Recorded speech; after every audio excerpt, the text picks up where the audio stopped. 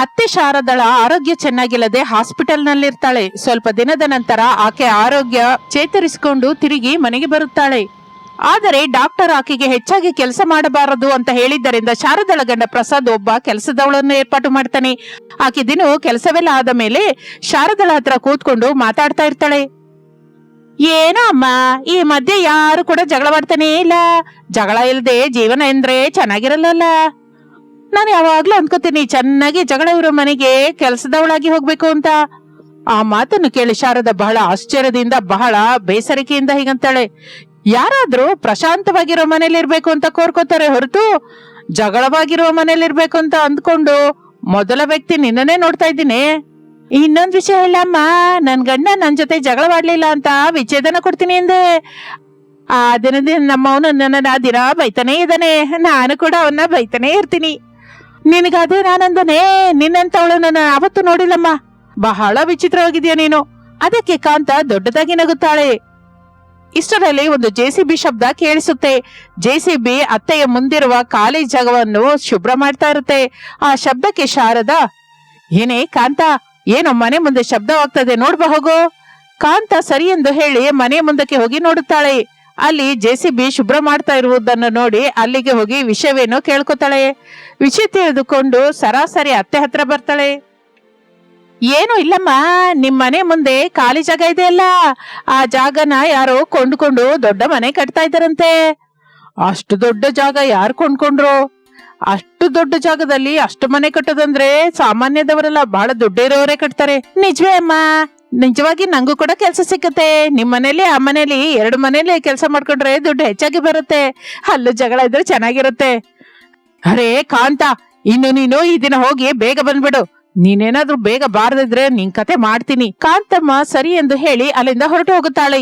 ಇನ್ನು ಆ ಖಾಲಿ ಜಾಗ ಶುಭ್ರ ಮಾಡುವುದು ಪೂರ ಆಗತ್ತೆ. ದಿನ ಕಳೆಯುತ್ತಿದ್ದ ಹಾಗೆ ಮನೆ ಕೂಡ ಕಟ್ಟುತ್ತಾರೆ. ಆ ಮನೆ ಗಾಜಿನಿಂದ ಮಿರಮಿರ ಮಿಂಚುತ್ತಾ ಇರುತ್ತೆ. ಶಾರದಾ ಮನೆಯನ್ನು ನೋಡಿ, ಈ ಮನೆ ಓನರ್ ಯಾರು ಏನೋ, ಒಂದು ಸಲವಾದ್ರೂ ನೋಡ್ಬೇಕು ಅಂತ ಆಸೆಯಾಗಿದೆ. ಅಂತವ್ರ ಜೊತೆ ಪರಿಚಯ ಹೆಚ್ಚಿಸ್ಕೊಂಡ್ರೆ ನಮಗೆ ಗೌರವ ಹೆಚ್ಚಾಗತ್ತೆ ಎಂದು ಎದುರು ನೋಡ್ತಾ ಇರ್ತಾಳೆ. ಆದ್ರೆ ಅಲ್ಲಿಗೆ ಯಾರೋ ಬಂದು ಹೋಗ್ತಾ ಇರ್ತಾರೆ. ಗೃಹ ಪ್ರವೇಶ ಕೂಡ ಪೂರ್ತಿಯಾಗಿ ಹೋಗುತ್ತೆ. ಗೃಹ ಪ್ರವೇಶ ಪೂರ್ತಿಯಾದ ಮೇಲಿಂದ ಕೆಲವು ದಿನ ಯಾರು ಅಲ್ಲಿಗೆ ಬರುವುದಿಲ್ಲ. ಆ ನಂತರ ಒಂದು ಕುಟುಂಬ ಅಲ್ಲಿಗೆ ಬರುತ್ತೆ. ಮಹೇಶ್ ಶಾಂತಿಯರ ಕುಟುಂಬ. ಅವರನ್ನು ನೋಡಿದ ಅತ್ತೆ, ನೀವೇನಾ ಓನರ್ ಎಂದು ಕೇಳುತ್ತಾಳೆ. ಅದಕ್ಕೆ ಅವರು, ನಾವು ಓನರ್ ಅಲ್ಲ, ಬೇರೆಯವರು ಇದ್ದಾರೆ. ನಾವು ಮೇಲಿನ ಪೋರ್ಷನ್ ನಲ್ಲಿ ಬಾಡಿಗೆಗೆ ಬಂದ್ವಿ. ಅವರು ಸ್ವಲ್ಪ ದಿನದಲ್ಲಿ ಕೆಳಗಡೆ ಪೋರ್ಷನ್ಗೆ ಬರ್ತಾರಂತೆ ಎಂದು ಹೇಳುತ್ತಾಳೆ. ಹೌದಾ, ಸರಿ ಬಿಡಿ, ನಾವು ಎದುರು ಮನೇಲಿ ಇರ್ತೀವಿ. ಏನಾದ್ರೂ ಅಗತ್ಯವಿದ್ರೆ ಹೇಳಿ. ನಿಮಗೆ ಮನೆ ಕೆಲಸದವಳು ಬೇಕು ಅಂದ್ರೆ ಕೂಡ ಹೇಳಿ. ಪರವಾಗಿಲ್ಲ ರೀ, ನಮ್ಗೆ ಕೆಲಸ ಮಾಡೋದಕ್ಕೆ ಈ ದಿನ ಕೆಲಸದವಳು ಬರ್ತೀನಿ ಎಂದಿದ್ದಾಳೆ. ಇನ್ನೇನಾದ್ರೂ ಅಗತ್ಯವಿದ್ರೆ ನಿಮ್ಗೆ ಹೇಳ್ತೀವಿ. ಅದಕ್ಕೆ ಶಾರದಾ ನಗುತ್ತಾ ಉತ್ತರ ಹೇಳುತ್ತಾಳೆ. ಆ ನಂತರ ಶಾರದಾ ಆ ಮನೆಯ ರೆಂಟ್ ಬಗ್ಗೆ ಕೇಳುತ್ತಾಳೆ. ರೆಂಟ್ ಬಹಳ ಕಡಿಮೆನೇ ರೀ, ಬರೀ 6,000 ಮಾತ್ರನೇ. ಆ ಮಾತನ್ನು ಕೇಳುತ್ತಲೇ ಶಾರದಾ ಆಶ್ಚರ್ಯ ಹೋಗುತ್ತಾಳೆ. ಏನು, ಇಷ್ಟು ದೊಡ್ಡ ಗಾಜಿನ ಮಹಲಿಗೆ ಕೇವಲ 6,000 ರೂಪಾಯಿನೇನಾ? ನಿಮ್ಮ ಓನರ್ ಬಹಳ ಒಳ್ಳೆಯವರಾಗಿದ್ದಾರೆ. ಹೌದು ರೀ, ಅವಳು ಬಹಳ ಕಷ್ಟಪಟ್ಟು ಮೇಲಕ್ಕೆ ಬಂದವರು. ಅವರಿಗೆ ದುಡ್ಡಿನ ಬೆಲೆ, ಮನುಷ್ಯನ ಕಷ್ಟದ ಬೆಲೆ ಗೊತ್ತು. ಅದಕ್ಕೆ ನಮ್ಗೆ ಬಹಳ ಕಡಿಮೆಗೆ ಬಾಡಿಗೆ ಕೊಟ್ಟಿದ್ದಾರೆ. ಯಾರೋ ಅವರು ಬಹಳ ಒಳ್ಳೆಯವರಾಗಿದ್ದಾರೆ ಎಂದು ಮಾತನಾಡುತ್ತಾ ಇರುವಾಗಲೇ ಅನಾಮಿಕ ಅಲ್ಲಿಗೆ ಬರುತ್ತಾಳೆ. ಅನಾಮಿಕಳನ್ನು ನೋಡಿದ ಶಾರದಾ, ನಿಮ್ಮ ಕೆಲಸದವಳು ಬಂದಿರೋ ಹಾಗಿದೆ, ನಾನು ಹೋಗ್ತಾ ಇದ್ದೀನಿ ಎಂದು ಅಲ್ಲಿಂದ ಹೊರಟು ಹೋಗುತ್ತಾಳೆ. ಮಹೇಶ್ ಅವರು ಶಾರದಳನ್ನ ಕರಿತಾ ಇರ್ತಾರೆ. ಆದರೆ ಆಕೆ ನಾನು ಹೋಗ್ತಾ ಇದ್ದೀನಿ, ಮತ್ತೆ ಬಂದು ಮಾತಾಡ್ತೀನಿ ಅಂತ ಹೇಳಿ ಹೊರಟು ಹೋಗುತ್ತಾಳೆ. ಇನ್ನು ಮಹೇಶ್ ಶಾಂತಿಯವರ ಜೊತೆ ಸೇರಿ ಅನಾಮಿಕ ಮನೆಯೊಳಗೆ ಹೋಗುತ್ತಾಳೆ. ಇನ್ನು ಶಾರದಾ ಬಹಳ ಕೋಪದಿಂದ ಆ ಕಡೆ ಈ ಕಡೆ ತಿರುಗುತ್ತಿರುವ ಸಮಯದಲ್ಲಿ ಕಾಂತಮ್ಮ ಅಲ್ಲಿಗೆ ಬರ್ತಾಳೆ. ಬೋನಿನಲ್ಲಿ ಬಿದ್ದ ಇಲಿ ಹಾಗೆ ಆ ಕಡೆ ಈ ಕಡೆ ತಿರುಗ್ತಾ ಇದ್ದೀರಾ, ಏನ್ ನಡೀತು? ನನಗೆ ಏನು ನಡಿಲಿಲ್ಲ, ನಿಂಗೆ ನಷ್ಟ ನಡೀತು. ನನ್ ಸೊಸೆ ಅನಾಮಿಕದಳಲ್ಲ, ಅದೇ ನನ್ನ ದೊಡ್ಡ ಮಗ ಒಬ್ಬ ಬಡ ಹುಡುಗಿನ ಮದುವೆ ಮಾಡ್ಕೊಂಡಲ್ಲ, ಅದು ನಿನ್ನ ಪೋಸ್ಟ್ಗೆ ಕನ್ನ ಹಾಕದ್ಲು. ಏನಮ್ಮ, ಸರಿಯಾಗಿ ಹೇಳಿ, ನಂಗೆ ಅರ್ಥವಾಗ್ತಿಲ್ಲ. ಅಬ್ಬಾ, ಎದುರಿನ ಮನೆಗೆ ಬಾಡಿಗೆಗೆ ಒಂದು ಕುಟುಂಬ ಬಂದಿದೆ. ಅವ್ರ ಮನೆಯಲ್ಲಿ ಕೆಲಸದವಳಾಗಿ ಅನಾಮಿಕ ಕೆಲಸ ಮಾಡ್ತಾ ಇದ್ದಾಳೆ. ಹೋಗ್ಲಿ ಬಿಡಿ ಅಮ್ಮನವ್ರೆ, ಹುಡುಗಿ ಕೂಡ ಬದುಕ್ಬೇಕಲ್ಲ. ಹೌದೇ ಪಾಪ, 4 ಮನೆಯಲ್ಲಿ ಕೆಲಸ ಮಾಡಿದ್ರೆ ಬದುಕ್ತಾಳೆ. ನಮ್ಮ ಅವನಿಗೆ ಕೆಲಸ ಕೂಡ ಇಲ್ವಲ್ಲ, ಅದಕ್ಕೆ ಎಷ್ಟು ಕಷ್ಟ ಪಡ್ತಾ ಇರೋ ಹಾಗಿದೆ. ಆದ್ರೂ ಅವನಿಗೆ ಈ ಕರ್ಮವೇನುಕೋ, ನನ್ ಮಾತು ಕೇಳಿದ್ರೆ ಬಹಳ ದುಡ್ಡಿರುವ ಹುಡುಗಿ ಜೊತೆ ಮದುವೆ ಮಾಡ್ತಾ ಇದ್ದೆ. ಬಂದ ವರದಕ್ಷಿಣೆ ದುಡ್ಡಿನಿಂದ ಒಳ್ಳೆ ಬಿಸ್ನೆಸ್ ಇಟ್ಕೊಂಡು ಸಂತೋಷವಾಗಿರ್ತಾ ಇದ್ದ. ಆ ಮಾತಿಗೆ ಕಾಂತಮ್ಮ ಏನು ಉತ್ತರ ಕೊಡದೆ ತನ್ನ ಪಾಡಿಗೆ ತನ್ನ ಕೆಲಸ ಮಾಡ್ಕೊತಾ ಇರ್ತಾಳೆ. ಬಹಳ ಸಮಯದ ನಂತರ ಕಾಂತಮ್ಮ ಅಲ್ಲಿಂದ ಹೊರಗೆ ಬರುತ್ತಾಳೆ. ಆಗಲೇ ಎದುರಿನ ಮನೆಯಲ್ಲಿರುವ ಶಾಂತಿ ಆಕೆಯನ್ನ ಕರೆಯುತ್ತಾಳೆ. ಕಾಂತಮ್ಮ ಆಕೆ ಹತ್ರ ಹೋಗ್ತಾಳೆ. ಏನಮ್ಮ ಕರೆದ್ರಿ? ಏನು ಇಲ್ಲಮ್ಮ, ನಮ್ಮ ಹತ್ರ ಕೆಲಸ ಮಾಡುವ ಕೆಲಸದವಳು ಬಿಟ್ಟಿದ್ದಾಳೆ. ಈ ದಿನದಿಂದ ನೀವು ಕೆಲಸದಲ್ಲಿ ಸೇರ್ತೀರಾ? ಯಾಕೆ ಸರಲ್ಲಮ್ಮ, ಬನ್ನಿ, ನಿಮ್ ಮನೆನ ನಮ್ಮ ಮನೆ ಹಾಗೆ ನೋಡ್ಕೋತೀನಿ ಎಂದು ತನ್ನ ಜೊತೆ ಒಳಗಡೆ ಹೋಗುತ್ತಾಳೆ. ಮನೆಯಲ್ಲಿರುವ ಅನಾಮಿಕಳನ್ನು ನೋಡಿ, ಏನಮ್ಮ ಕೆಲಸದವಳು ಇಲ್ಲೇ ಇದ್ದಾಳಲ್ಲ, ಕೆಲಸದವಳು ಬಂದಿಲ್ಲ ಅಂತ ಇದ್ದೀರಾ? ಅನಾಮಿಕ ಅವರೇ, ನೀವು ಮನೇಲಿ ಕೆಲಸ ಮಾಡ್ತಾ ಇಲ್ವಾರಿ? ಆ ಮಾತನ್ನು ಕೇಳುತ್ತಲೇ ಅವರಿಬ್ಬರು ಆಶ್ಚರ್ಯ ಹೋಗುತ್ತಾರೆ. ಕಾಂತವ್, ಈಗ ನಾನು ಕೆಲಸ ಮಾಡಕ್ ಹೋಗ್ತಾ ಇಲ್ಲ, ನಮ್ಮವರಿಗೆ ಒಳ್ಳೆ ಕೆಲಸ ಸಿಕ್ಕಿದೆ. ಸ್ವಲ್ಪ ದುಡ್ಡಿನಿಂದ ವ್ಯಾಪಾರ ಶುರು ಮಾಡಿದೀವಿ. ವ್ಯಾಪಾರ ಚೆನ್ನಾಗಿ ಸಕ್ಸಸ್ ಆಗಿದ್ದರಿಂದ ಈಗ ಚೆನ್ನಾಗೇ ಇದ್ದೀವಿ. ಇನ್ನು ಯಾವ ಮನೆಗೂ ಕೆಲ್ಸಕ್ಕೆ ಹೋಗ್ತಾ ಇಲ್ಲ. ನಿಜಕ್ಕೂ ನಾನು ಇಲ್ಲಿಗೆ ಕೆಲ್ಸಕ್ಕಾಗಿ ಬಂದೆ ಹೊರತು, ಆದ್ರೆ ಇವರು ನನ್ನನ್ನು ಕೆಲ್ಸಕ್ಕೆ ಇಟ್ಕೋತಾ ಇಲ್ಲ. ಇನ್ನು ಕೆಲ್ಸಕ್ಕೆ ಏನಮ್ಮ, ಈಗ ಚೆನ್ನಾಗಿ ಸಂಪಾದಿಸ್ತಾ ಇದ್ದಾರಲ್ಲ, ನಿಮ್ಮವರಿಗೆ ಕೆಲಸ ಬಂದಿದೆ ಅಂತದ್ದು ಯಾಕೆ ಕೆಲ್ಸಕ್ಕೆ ಹೋಗೋದು ಹೇಳಿ ಎಂದು ಅವರಿಬ್ಬರು ಮಾತನಾಡಿಕೊಳ್ಳುತ್ತಾ ಇರುವಾಗ, ನಿಜಕ್ಕೂ ನೀವಿಬ್ರು ಯಾಕೆ ಹೀಗೆ ಮಾತಾಡ್ಕೊತಾ ಇದ್ದೀರಾ? ನನ್ಗೇನು ಅರ್ಥವಾಗ್ತಾ ಇಲ್ಲ. ಇದ್ರಲ್ಲಿ ಅರ್ಥವಾಗದೆ ಇರೋದಕ್ಕೆ ಏನಿದೆ ರೀ? ನಿಮ್ಮ ಮನೆ ಎದುರಿಗಿರೋದು ನಮ್ಮ ಅತ್ತೆಯವರ ಮನೆ. ನನ್ ಗಂಡ ರಮೇಶ್ ನಂದು ಪ್ರೇಮ ವಿವಾಹ. ಅದಕ್ಕೆ ನಮಗೆ ದುಡ್ಡಿಲ್ಲ ಅಂತ ನಮ್ಮತ್ತೆ ನಮ್ಮನ್ನ ಮನೆಯಿಂದ ಹೊರಗಟ್ಟಿದ್ರು. ನಾವು ಹೊರಗೆ ಹೋಗಿ ಬೇರೆ ಸಂಸಾರ ಇಟ್ಕೊಂಡ್ವಿ. ಅವರು ಉದ್ಯೋಗವಿಲ್ಲದ ಸಮಯದಲ್ಲಿ ನಾನು ಮನೆಗೆ ಕೆಲ್ಸಕ್ಕೆ ಹೋಗ್ತಾ ಇದ್ದೆ. ಹಾಗೆ ನನ್ಗೆ ಕಾಂತಮ್ಮ ಪರಿಚಯವಾದ್ಲು ಎಂದು ಅನಾಮಿಕಾ ನಡೆದ ವಿಷಯವೆಲ್ಲ ಹೇಳುತ್ತಾಳೆ. ಅದನ್ನು ಕೇಳಿದ ಶಾಂತೆ, ನೀವು ಬಹಳ ಕಷ್ಟಪಟ್ಟಿದ್ದೀರಾ, ಆದ್ರಿಂದ ಈಗ ಇಷ್ಟು ದೊಡ್ಡ ಬಿಲ್ಡಿಂಗ್ ಕಟ್ಟಿ ಬಾಡಿಗೆ ಕೊಟ್ಟಿದ್ದೀರಾ. ಆ ಮಾತನ್ನು ಕೇಳುತ್ತಲೇ ಕಾಂತಮ್ಮ ಆಶ್ಚರ್ಯ ಹೋಗುತ್ತಾಳೆ. ಏನು, ಈ ಬಿಲ್ಡಿಂಗ್ ಅನಾಮಿಕಾ ಅವರದ್ದ? ಅದಕ್ಕೆ ಶಾಂತಿ ಹೌದು ಎಂದು ಉತ್ತರ ಹೇಳುತ್ತಾಳೆ. ಅನಾಮಿಕಾ ಅಮ್ಮನವ್ರೆ, ಈಗ ನೀವು ನಮ್ಮ ಅತ್ತೆಯವರಿಗಿಂತ ಬಹಳ ದುಡ್ಡಿರುವವರು. ಈಗ ನಿಮ್ಮ ಅತ್ತೆ ಬಾಯಿ ಬಿದ್ದೋಗುತ್ತೆ ಬಿಡಿ. ಆ ಮಾತಿಗೆ ಅನಾಮಿಕೆ ಏನು ಮಾತನಾಡುವುದಿಲ್ಲ. ಕಾಂತಮ್ಮ ಮನೆ ಕೆಲಸ ಮುಗಿಸಿಕೊಂಡು ಅಲ್ಲಿಂದ ಹೋಗುತ್ತಾ ಇರುವಾಗ, ಕಾಂತಮ್, ಏನು ಅಂದ್ಕೊಳ್ತಾ ಇದ್ರೆ ನನಗೆ ಮನೇಲಿ ಸಹಾಯ ಮಾಡೋದಕ್ಕೆ ನಾಳೆ ಬರ್ತೀಯಾ? ನಾವು ಮನೆಗೆ ಬರ್ತಾ ಇದೀವಿ. ನಾಳೆ ನಮ್ಮವರು ಕೂಡ ಇರ್ತಾ ಇಲ್ಲ. ಮನೆ ಜೋಡಿಸ್ಲಿಕ್ಕೆ ಬರ್ತೀಯಾ ಅಂತ ಕೇಳ್ತಾ ಇದ್ದೀನಿ. ಯಾಕೆ ಬರಲ್ಲ ಅಮ್ಮನವ್ರೆ, ತಪ್ಪದೇ ಬರ್ತೀನಿ. ಯಾಕೆ ನೀನು ನಂಗೆ ಅಮ್ಮನವ್ರು ಅಂತ ಕರೀತಾ ಇದ್ಯಾ? ಅನಾಮಿಕಾ ಅಂತಾನೆ ಕರಿ. ನಮ್ಗೆ ದುಡ್ಡು ಮಾತ್ರ ಬಂದಿದೆ ಅಷ್ಟೇ ಹೊರತು ಪಗುರು ಬಂದಿಲ್ಲ. ಆ ಮಾತಿಗೆ ಕಾಂತಮ್ ನಗುತ್ತಾ ಸರಿ ಎಂದು ಅಲ್ಲಿಂದ ಹೊರಟು ಹೋಗುತ್ತಾಳೆ. ಇನ್ನು ಮಾರನೇ ದಿನ ಅನಾಮಿಕಾ ಕಾಂತಮ್ ಇಬ್ಬರು ಮನೆ ಜೋಡಿಸುತ್ತಾ ಇರುವಾಗ ಶಾರದಾ ನೋಡ್ತಾಳೆ. ಕಾಂತಮ್ ಅಲ್ಲಿ ಕೆಲಸ ಮುಗಿಸಿಕೊಂಡು ಶಾರದಾ ಅವರ ಮನೆಗೆ ಹೋಗುತ್ತಾಳೆ. ಏನೋ ಅದ್ರ ಹತ್ರ ಕೆಲಸ ಮಾಡ್ತಾ ಇದೀಯಾ? ಎಲ್ಲ ಬಿಟ್ಟು ಬಾಡಿಗೆಗೇನೋ ಇಲ್ಲಿಗೆ ಬಂದಿದ್ದಾರಾ? ಆದ್ರೂ 6,000 ರೂಪಾಯಿ ಅವ್ರೇನ್ ಕಟ್ತಾರೆ ಬಿಡಿ. ಬಾಡಿಗೆ ಕಟ್ಟಬೇಕಾದ ಅಗತ್ಯ ಅವ್ರಿಗೇನಮ್ಮ, ಮನೇನೆ ಅವ್ರದ್ದು. ಆ ಮಾತು ಕೇಳುತ್ತಲೇ ಅತ್ತೆ ಆಶ್ಚರ್ಯ ಹೋಗಿ, ಬುದ್ಧಿ ಹೋಯ್ತಾ ಏನೋ, ಅದಕ್ಕೆ ಎಷ್ಟು ದೊಡ್ಡ ಮನೆ ಎಲ್ಲಿಂದ ಬಂತು ಅಂತ ಕೇಳ್ತಾಳೆ. ಆಗ ಕಾಂತಮ್ ನಡೆದ ವಿಷಯವೆಲ್ಲ ವಿವರವಾಗಿ ಹೇಳುತ್ತಾಳೆ. ಆ ಮಾತನ್ನು ಕೇಳಿದ ಶಾರದಾ, ಹೋಗ್ಲಿ ಬಿಡು, ಅವರು ಚೆನ್ನಾಗಾದ್ರು, ಎಲ್ಲಿದ್ರು ಸಂತೋಷವಾಗಿದ್ರೆ ಸಾಕು. ಮತ್ತೇನು ಮಾತು ಬದಲಾಯಿಸ್ತಾರಮ್ಮ ನೀವು? ಅನಾಮಿಕಾಗ್ ಮಾತ್ರ ದುಡ್ಡು ಬಂದ್ರು ಬಾರ್ದೇ ಇದ್ರು ಯಾವತ್ತೂ ಒಂದೇ ತರ ಇದ್ದಾಳೆ. ನೀವು ಅನಾಮಿಕಾ ಅವ್ರಿಗೆ ದುಡ್ಡು ಬರ್ತಲೇ ಬರೇ ಮಾತು ಬದಲಾಯಿಸ್ತಾ ಇದ್ದೀರಿ. ಯಾವಾಗ್ಲೂ ಒಳಗೆ ಬೈತಾ ಶಾಪನಾರ್ಥ ಹಾಕುವ ನೀವು ಒಳ್ಳೇದು ಕೋರ್ಕೋತಾ ಇದ್ದೀರಿ ಅಂದ್ರೆ ಚೆನ್ನಾಗಿದೆ ಅಮ್ಮ. ಏನೇ ಬೈಗಳು ಶುರು ಮಾಡ್ದೆ, ಬಾಯಿ ಮುಚ್ಕೊಂಡು ಹೋಗಿ ಕೆಲಸ ಮಾಡ್ಕೋ. ಇದ್ದದ್ದಿದ್ದಾಗ ಹೇಳಿದ್ರೆ ಯಾಕಷ್ಟೊಂದು ಕೋಪ ಎಂದು ಕಾಂತಮ್ಮ ಅಲ್ಲಿಂದ ಕೋಪದಿಂದ ಹೊರಟು ಹೋಗುತ್ತಾಳೆ. ಶಾರದಾ ಹೇಗಾದರೂ ಅನಾಮಿಕಾ ಅವರ ಹತ್ರಕ್ಕೆ ಹೋಗಬೇಕು ಎಂದು ಪ್ರಯತ್ನ ಮಾಡ್ತಾ ಇರ್ತಾಳೆ. ಆದರೆ ಕಾಂತಮ್ ಮಾತ್ರ ಅಡ್ಡಪಡಿಸ್ತಾ ಇರ್ತಾಳೆ. ಯಾಕೆಂದ್ರೆ ಅನಾಮಿಕಾ ಅವರ ಕುಟುಂಬ ಬಹಳ ಸಂತೋಷದಿಂದ ಇರುತ್ತೆ. ಆಕೆ ಕಾಲಿಟ್ಟರೆ ಮತ್ತೆ ಅವರ ಸಂಸಾರದಲ್ಲಿ ಬೆಂಕಿ ಹಚ್ಚುತ್ತಾಳೆ ಎಂದು ಉದ್ದೇಶದಿಂದ ಶಾರದಳನ್ನು ಅನಾಮಿಕಳ ಹತ್ರ ಸೇರೋದಕ್ಕೆ ಬಿಡೋದಿಲ್ಲ. ಇನ್ನು ಕೆಲ ದಿನಗಳ ನಂತರ ಕಾಂತಮ್ ಪೂರ್ತಿಯಾಗಿ ಶಾರದಳ ಹತ್ರ ಕೆಲಸ ಬಿಟ್ಟು ಅನಾಮಿಕಳ ಹತ್ರನೇ ಕೆಲಸಕ್ಕೆ ಸೇರ್ತಾಳೆ. ಇನ್ನು ಆಗಿನಿಂದ ಶಾರದಾ ನಿಜಕ್ಕೂ ಆ ಮನೆಯೊಳಗೆ ಹೋಗೋದಕ್ಕೆ ಸಾಧ್ಯವಾಗದೆ ಹೋಗುತ್ತದೆ. ಏನಾದರೂ ಶಾರದಳಂತ ಸ್ವಾರ್ಥಪರರು ಅನಾಮಿಕಳಂತ ಒಳ್ಳೆಯವರ ಹತ್ತಿರ ಸೇರದೇ ಇರೋದೇ ಒಳ್ಳೇದು. ಇಂತಹ ಒಳ್ಳೆ ಒಳ್ಳೆ ಕಥೆಗಳಿಗಾಗಿ ನಮ್ಮ ಚಾನೆಲ್ ಅನ್ನು ಸಬ್ಸ್ಕ್ರೈಬ್ ಮಾಡ್ಕೊಳ್ಳಿ, ಲೈಕ್ ಮಾಡಿ, ಶೇರ್ ಮಾಡಿ. Thank you for watching. ಅನಾಮಿಕಳ ಕುಟುಂಬದಲ್ಲಿ ಅನಾಮಿಕಳ ಮೈದುನ ಶೇಖರನ್ಗೆ ಮದುವೆ ಆಗುತ್ತೆ. ಅವನಿ ಅನ್ನುವ ಹುಡುಗಿ ಹೊಸ ಸೊಸೆಯಾಗಿ ಮನೆಗೆ ಕಾಲಿಡುತ್ತಾಳೆ. ಮನೆಯಲ್ಲಿ ಕಾಲಿಟ್ಟ ಮೊದಲ ದಿನ ಅನಾಮಿಕಾ ನೋಡಮ್ಮ ಅವನಿ, ನಿನಗೆ ಮನೆಯಲ್ಲಿರುವವರ ಬಗ್ಗೆ ನಿಂಗೊಂದು ವಿಷಯ ಹೇಳಬೇಕು. ಅವನಿ ಏನೋ ಹೇಳು ಅಕ್ಕ ಎಂದು ಅವಳ ಹತ್ರ ಮಾತನಾಡುತ್ತಾ ಇರುವಾಗಲೇ ಶಾರದಾ, ಅವನಿ ನೀನೆಲ್ಲಿದ್ಯಾ, ನಿನ್ನ ಹತ್ರ ಮಾತಾಡ್ಬೇಕು ಬಾ ಅಂತ ಅವಳನ್ನು ಕರೆದುಕೊಂಡು ಹೊರಟು ಹೋಗುತ್ತಾಳೆ. ಆ ದಿನ ಅವನಿಯ ಜೊತೆ ಹೇಳಬೇಕು ಎನ್ನುವ ವಿಷಯ ಹೇಳಲಾರದೆ ಹೋಗ್ತಾಳೆ ಅನಾಮಿಕಾ. ಆ ದಿನ ಕಳೆದು ಹೋಗುತ್ತೆ. ಆ ಮಾರನೇ ದಿನ ಬೆಳಿಗ್ಗೆ ಅನಾಮಿಕಾ ಅಡಿಗೆ ಮನೆಯಲ್ಲಿ ಅಡಿಗೆ ಮಾಡ್ತಾ ಇರ್ತಾಳೆ. ಅವನಿ ತನ್ನ ರೂಮಿನಲ್ಲಿ ಮಲಗಿರುತ್ತಾಳೆ. ನಿದ್ದೆ ಹೋಗ್ತಾ ಇರುವ ಅವನಿಗೆ ಘಮ್ ಅಂತ ಸುವಾಸನೆ ಬಂದಿದ್ದರಿಂದ ಒಂದೇ ಸಲ ನಿದ್ರೆಯಿಂದ ಹೇಳುತ್ತಾಳೆ. ಹಬ್ಬ, ಅಡಿಗೆ ಮನೆಯಿಂದ ಘಮ್ ಅಂತ ವಾಸನೆ ಬರ್ತಾ ಇದೆ. ಅನಾಮಿಕಾ ಅಕ್ಕ ಏನೋ ಅಡಿಗೆ ಮಾಡ್ತಾ ಇರೋ ಹಾಗಿದೆ.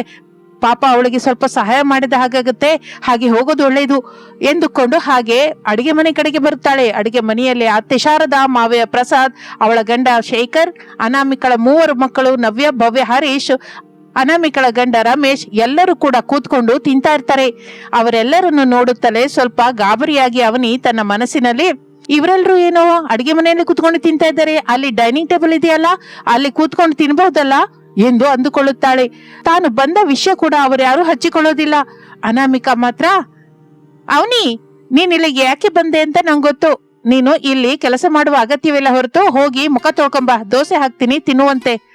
ಅಕ್ಕ, ಮನೇಲಿ ಎಲ್ರು ತಿಂದ ಮೇಲೆ ನಾವಿಬ್ರು ಸೇರಿ ತಿನ್ನೋಣ ಅಕ್ಕ. ಸರಿಯಮ್ಮ ಅವನಿ ಎಂದು ಹೇಳುತ್ತಾಳೆ. ಇನ್ನು ಅವರೆಲ್ಲರೂ ಕೂಡ ಅಲ್ಲಿಂದ ತಿಂದು ಅವರವರ ಕೆಲಸಕ್ಕೆ ಅವರ ರೂಮಿಗೆ ಹೊರಟು ಹೋಗುತ್ತಾರೆ. ಸ್ವಲ್ಪ ಸಮಯದ ನಂತರ ದೋಸೆ ಹಾಕಿಕೊಂಡು ಅನಾಮಿಕಾ ಡೈನಿಂಗ್ ಟೇಬಲ್ ಹತ್ರಕ್ಕೆ ಬರ್ತಾಳೆ. ಇಷ್ಟರಲ್ಲಿ ಅವನಿ ಕೂಡ ಅಲ್ಲಿಗೆ ಬರ್ತಾಳೆ. ಅವರಿಬ್ರು ಕೂಡ ದೋಸೆ ತಿಂತಾ ಇರ್ತಾರೆ. ಅವನಿ ದೋಸೆ ತಿಂದು ತುಂಬಾ ಚೆನ್ನಾಗಿದೆ ಅಕ್ಕ, ದೋಸೆ ಚಟ್ನಿ ತುಂಬಾ ರುಚಿಯಾಗಿದೆ ಅಂತ ಹೇಳ್ತಾಳೆ. ತುಂಬಾ ಥ್ಯಾಂಕ್ಸ್ ಅವನಿ. ಅಂದ ಹಾಗೆ ನಿನಗೊಂದು ವಿಷಯ ಹೇಳೋದು ಮರ್ತೋದೆ. ಏನಕ್ಕ, ಹೇಳು, ಪರವಾಗಿಲ್ಲ ಎಂದು ಅನಾಮಿಕಾ ಏನು ಹೇಳಲಿಕ್ಕೆ ಹೋದಾಗ ಇಷ್ಟರಲ್ಲಿ ಅತ್ತೆ ಶಾರದಾ ಅಲ್ಲಿಗೆ ಬರುತ್ತಾಳೆ. ಅಮ್ಮ ಅನಾಮಿಕಾ, ಜಾಂಗೀರು ಸುನ್ನುಂಡೆ ಎಲ್ಲಿಟ್ಟಿದ್ಯಾ? ನಿಮ್ಮ ಮಾವಯ್ಯ ನಿನ್ ಗಂಡ ಕೇಳ್ತಾ ಇದ್ದಾರೆ. ನಾನು ಅದನ್ನ ನಿಮ್ ರೂಮಲ್ಲೇ ಇಟ್ಟಿದ್ದೀನಿ ಅತ್ತೆ. ಅಡಿಗೆ ಮನೆಯಲ್ಲಿ ಇರುವೆ ಬರುತ್ತೆ ಅಂತ ಅಲ್ಲಿ ಇರುವೆ ಚಾಕ್ ಪೀಸ್ ಬರ್ದು ನಿಮ್ ರೂಮಲ್ಲೇ ಇಟ್ಟಿದ್ದೀನಿ. ಅತ್ತೆ ಸರಿ ಎಂದು ಹೇಳಿ ರೂಮಿನೊಳಗೆ ಹೋಗಿ ಅದನ್ನ ತಗೊಂಡು ತಿಂತಾ ಇರ್ತಾಳೆ. ಆಕೆ ತಿನ್ನುತ್ತಲೇ ಅಲ್ಲಿರುವ ಗಂಡಸರಿಗೆ ತಿನ್ನೋದಕ್ಕೆ ಕೊಡ್ತಾಳೆ. ಅವರು ಕೂಡ ಅದನ್ನ ತಿಂತಾ ಇರ್ತಾರೆ. ಅವನಿಗೆ ಅದೆಲ್ಲ ಬಹಳ ವಿಚಿತ್ರವೆನಿಸುತ್ತದೆ. ಏನಕ್ಕ ಇವರು ಈಗ್ಲೇ ಅಲ್ವಾ ಟಿಫಿನ್ ಮಾಡಿದ್ದು, ಮತ್ತೆ ಇದೆಲ್ಲ ತಿಂತಾ ಇದ್ದಾರೆ? ನನಗೆ ಅಯೋಮಯ ಅನಿಸ್ತಾ ಇದೆ.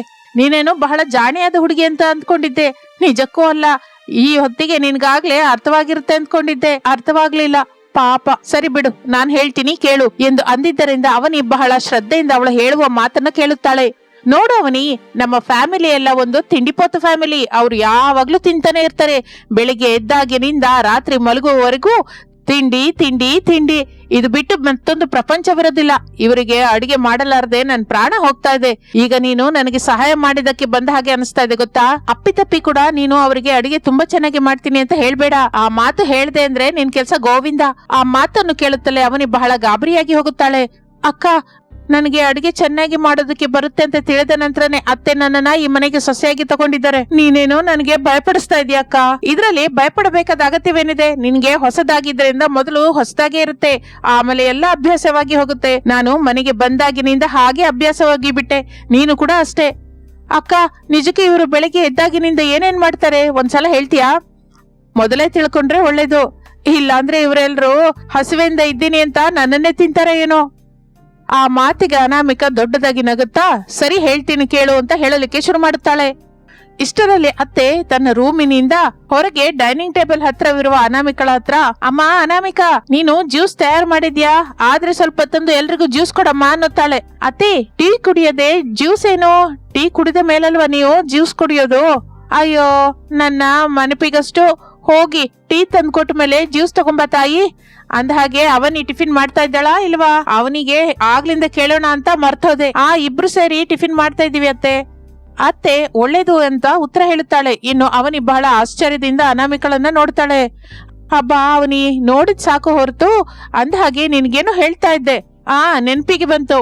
ಬೆಳಿಗ್ಗೆ ಎಲ್ರು ನಿದ್ದೆಯಿಂದೆದ್ದು ವಾಕಿಂಗ್ ಹೋಗ್ತಾರೆ. ಅವರು ಹಾಗೆ ವಾಕಿಂಗ್ ಹೋಗಿ ತಿರುಗಿ ಬಂದು ಅವರಿಗೆ ಬೇಕಾದ ಟಿಫಿನ್ ಕೇಳ್ತಾರೆ. ದೋಸೆ ಅಂತ, ಚಪಾತಿ, ಪೂರಿ, ಇಡ್ಲಿ, ಇದರಲ್ಲಿ ಏನಾದ್ರೂ ಒಂದು. ಎಲ್ರು ಟಿಫಿನ್ ಸದ್ದಿ ಮಾಡಿದ ನಂತರ ಒಂದು 10 ನಿಮಿಷದ ನಂತರ ಗ್ಯಾಪ್ ಕೊಡ್ತಾರೆ. ಆ ನಂತರ ಮನೆಯಲ್ಲಿರುವ ಸ್ವೀಟ್ಸ್ ಆಗ್ಲಿ ಹಾಟ್ಸ್ ಆಗ್ಲಿ ಎಲ್ಲ ಸೇರಿ ತಿಂತಾರೆ. ಮತ್ತೆ ಒಂದು 10 ನಿಮಿಷಕ್ಕೆ ಗ್ಯಾಪ್ ಕೊಡ್ತಾರೆ. ಎಲ್ರು ಟೀ ಕುಡಿತಾರೆ. ಆ ನಂತರ ಒಂದು ಅರ್ಧ ಗಂಟೆ ಗ್ಯಾಪ್ ಕೊಡ್ತಾರೆ. ಎಲ್ರು ಸೇರಿ ಜ್ಯೂಸ್ ಕುಡಿತಾರೆ. ಇನ್ನು ಅದು ಇದು ಅನ್ನುವ ಹೊತ್ತಿಗೆ ಮಧ್ಯಾಹ್ನ 12 ಗಂಟೆ ಆಗುತ್ತೆ. ಆಗ ಅವ್ರಿಗೆ ಬೇಕಾದ ಅಡಿಗೆ ಏನು ಅಂತ ಹೇಳ್ತಾರೆ. ಎಲ್ಲ ನಾವು ಸಿದ್ಧ ಮಾಡ್ಕೋಬೇಕು. 1 ಗಂಟೆಗೆಲ್ಲ ಎಲ್ರು ಊಟ ಮಾಡ್ತಾರೆ, 1-2 ಗಂಟೆ ನಿದ್ದೆ ಮಾಡ್ತಾರೆ, ಮತ್ತೆ 3 ಗಂಟೆಗೆ ಹೇಳ್ತಾರೆ, ಎಲ್ರು ಟೀ ಕುಡಿತಾರೆ, ಸ್ವಲ್ಪ ಸಮಯದ ನಂತರ ಸ್ನಾಕ್ಸ್ ತಿಂತಾರೆ, ಇನ್ನು ಸಾಯಂಕಾಲ ಮತ್ತೆ ಟೀ ಕುಡಿದು ವಾಕಿಂಗ್ಗೆ ಹೋಗ್ತಾರೆ, ವಾಕಿಂಗ್ ಇಂದ ತಿರುಗಿ ಬಂದು ಜ್ಯೂಸ್ ಕುಡಿತಾರೆ, ಮತ್ತೆ ರಾತ್ರಿಗೆ ಎಲ್ರಿಗೂ ಚಪಾತಿ ಬೇಕು, ಅದು ತಿಂದ ಮೇಲೆ ಮತ್ತೆ ರಾತ್ರಿ 10 ಗಂಟೆಗೆ ಹಾಲು ಕುಡಿದು ಮಲ್ಕೋತಾರೆ. ಅದೆಲ್ಲ ಹೇಳುತ್ತಾ ಇರುವಾಗ ಅವನಿ ಕೇಳಿ ಬಹಳ ಗಾಬರಿ ಆಗ್ತಾ ಹೋಗ್ತಾಳೆ. ಅಮ್ಮೋ, ನಾನು ಇದೆಲ್ಲ ಮಾಡೋದಕ್ಕೆ ಕೈ ಶಕ್ತಿಲಿಂದ ಬರ್ತೆ ಅಕ್ಕ, ಎಲ್ಲ ಬಿಟ್ಟು ನೀನು ಕೂಡ ಅವ್ರ ಹಾಗೆ ಮಾಡ್ತಾನೆ ತಿಂತೀಯ ಏನೋ? ನಾನು ಅಷ್ಟು ದೊಡ್ಡ ತಿಂಡಿಪತಿ ಅಲ್ಲಮ್ಮ, ನಾನು ಬದುಕೋಕಾಕಿ ತಿಂತೀನಿ, ತಿನ್ನೋದಕ್ಕಾಗಿ ಮಾತ್ರ ಬದುಕ್ತಾ ಇಲ್ಲ.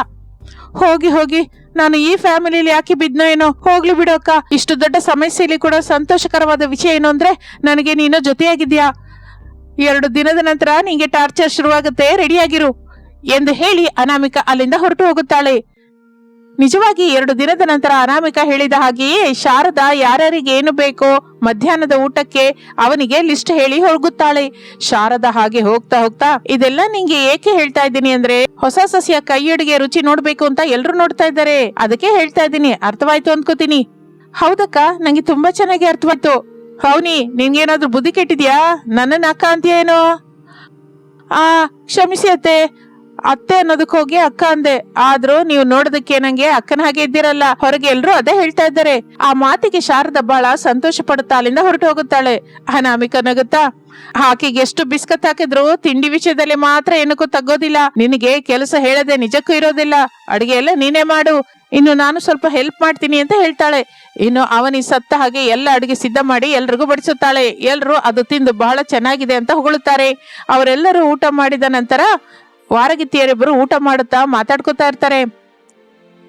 ಅಮ್ಮ, 1 ದಿನ ಇವ್ರಿಗೆಲ್ಲ ಅಡ್ಗೆ ಮಾಡಿದ್ದಕ್ಕೆ ನನ್ ಕೆಲ್ಸ ಆಗೋಯ್ತು. ನೀನಂತೂ ಹೇಗೆ ಇಲ್ಲಿ ಸಂಸಾರ ಮಾಡ್ತಾ ಇದೀಯೋ ನನಗಂತೂ ಅರ್ಥವಾಗ್ತಿಲ್ಲ ಅಕ್ಕ. ಇಂತಹ ತಿಂಡಿ ಪೋತ ಕುಟುಂಬನ ನಾನೆಲ್ಲೂ ನೋಡಿಲ್ಲ. ಮದುವೆ ಆದ ಹೊಸದ್ರಲ್ಲಿ ನಾನು ಹೀಗೆ ಅಂದ್ಕೊಂಡೆ, ಈಗ ಅಭ್ಯಾಸವಾಗಿದೆ ಬಿಡು. ಆದ್ರೆ ನಂಗೊಂದು ಡೌಟ್ ಅಕ್ಕ, ಇವ್ರು ಯಾವಾಗ್ಲೂ 24 ಗಂಟೆ ತಿಂತಾನೆ ಇರ್ತಾರಲ್ಲ, ಮತ್ತೆ ಇವ್ರಿಗೆ ದುಡ್ಡೆಲ್ಲಿಂದ ಬರುತ್ತೆ? ಅತ್ತೆ ಹೇಳಿದ ಹಾಗೆ ನಿಜಕ್ಕೂ ಬುದ್ಧಿ ಹೋಗಿದೆ. ಏನೋ ಅಕ್ಕ, ನೀನು ಕೂಡ ಹಾಗೆ ಅಂತ ಇದೆಯಾ? ಮತ್ತಿಲ್ಲದೆ ಏನೋ, ನಿನ್ನ ಭಾವನವರು ನನ್ನ ಮೈದುನ ಇಬ್ರು ಸಾಫ್ಟ್ವೇರ್ ಜಾಬ್ ಮಾಡ್ಕೊಂತ ದುಡ್ಡು ಸಂಪಾದಿಸ್ತಾ ಇದ್ದಾರೆ, ಒಳ್ಳೆ ಪ್ಯಾಕೇಜ್ ತಗೊಂಡ್ಬರ್ತಾ ಇದ್ದಾರೆ. ಅದೃಷ್ಟವೇನು ಅಂತಂದ್ರೆ ಅವರಿಗೆ ವರ್ಕ್ ಫ್ರಮ್ ಹೋಮ್ ಆಗಿದ್ದರಿಂದ. ಇನ್ನು ಮಾವಯ್ಯ ಸ್ವಲ್ಪ ಬಿಸ್ನೆಸ್ ಇದೆ, ಅದೆಲ್ಲ ಮನುಷ್ಯರಿಂದ ಮೇಂಟೈನ್ ಮಾಡ್ತಾ ಇದ್ದಾರೆ. ಇನ್ನು ಆ ಮಕ್ಕಳ ರಾಕ್ಷಸ ಸಂಗತಿ ಏನು ಅಂತಂದ್ರೆ, ರಜೆ ಆಗಿದ್ರಿಂದ ಮನೇಲೇ ಇರ್ತಾರೆ. ಸ್ಕೂಲ್ಗೆ ಹೋದ ಮೇಲೆ ಸ್ವಲ್ಪ ಶ್ರಮ ಕಡಿಮೆ ಆಗುತ್ತೆ ಬಿಡು. ಏನಕ್ಕ, ಈ ಕುಟುಂಬ ನೋಡಿದ್ಮೇಲೆ ಹುಚ್ಚಿ ಆಗ್ತಾ ಇದೀನೇನೋ ಅಂತ ಭಯವಾಗ್ತಾ ಇದೆ. ಇಲ್ಲ ಅಂದ್ರೆ ಇವ್ರ ಹಾಗೆ ತಿಂಡಿ ಹುಚ್ಚಿ ಆಗ್ತೀನೇನೋ ಭಯವಾಗ್ತಾ ಇದೆ. ಅಂತಹ ಅವಕಾಶ ನಿಂಗೆ ನಿಜಕ್ಕೂ ಕೊಡೋದಿಲ್ಲ. ನೀನು ಮಾಡಿದ ಅಡಿಗೆ ತುಂಬಾ ಚೆನ್ನಾಗಿದೆ ಅಲ್ಲ, 1 ದಿನ ನಿನ್ನ ಕೈಲಿ ಅಡಿಗೆ ಮಾಡಿಸ್ತಾರೆ, ನನ್ನ ಕೈಯಲ್ಲಿ ಮನೆ ಕೆಲಸ ಮಾಡಿಸ್ತಾರೆ. ನನ್ನ ಕೆಲಸವೆಲ್ಲ ಆದ ಮೇಲೆ ಮತ್ತೆ ಯಾಕ ತಿನ್ಬೇಕು? ನಾವು ತಿನ್ನುವ ಸಮಯದಲ್ಲಿ ಹಸಿವೆ ಕೂಡ ಸತ್ತು ಹೋಗಿರುತ್ತೆ. ಆ ಮಾತಿಗೆ ಅವನಿ ನಿಜವೇ ಅನ್ನುತ್ತಾಳೆ. ಇನ್ನು ಪಾಪ ವಾರಗೆತ್ತಿಯರಿಬ್ಬರು ಕೂಡ ಆ ಮನೆಯಲ್ಲಿ ಅವರೆಲ್ಲರಿಗೂ ಅಡಿಗೆ ಮಾಡಿ ಕೊಡುವುದರಲ್ಲೇ ಅವರ ಸಮಯವೆಲ್ಲ ಕಳೆದು ಹೋಗುತ್ತೆ. ಪಾಪ ಆ ಹೊಸ ಸೊಸೆ ಮಾಡುವುದಕ್ಕೇನು ಇಲ್ಲದೆ ಹಾಗೆ ಅನಾಮಿಕಳ ಜೊತೆ ಸೇರಿ ಕಾಲ ಕಳೀತಾ ಇರ್ತಾಳೆ. ಎಷ್ಟು ಕಷ್ಟ, ಎಷ್ಟು ಸಮಸ್ಯೆ ಬಂದರೂ ಆದರೆ ಆ ಕುಟುಂಬದವರು ಮಾತ್ರ ತಿಂಡಿಯನ್ನು ನಿಜಕ್ಕೂ ನಿಲ್ಲಿಸುವವರೇ ಅಲ್ಲ. ಕೆಲವು ದಿನಕ್ಕೆ ಆ ಹೊಸ ಸೊಸೆಗೆ ಕೂಡ ಅಭ್ಯಾಸವಾಗಿ ಹೋಗುತ್ತೆ. ಎಲ್ಲ ಸಹಿಸುತ್ತಾ ಹಾಗೆ ಅವರ ಜೊತೆ ಸೇರಿ ಇದ್ದು ಬಿಡ್ತಾಳೆ.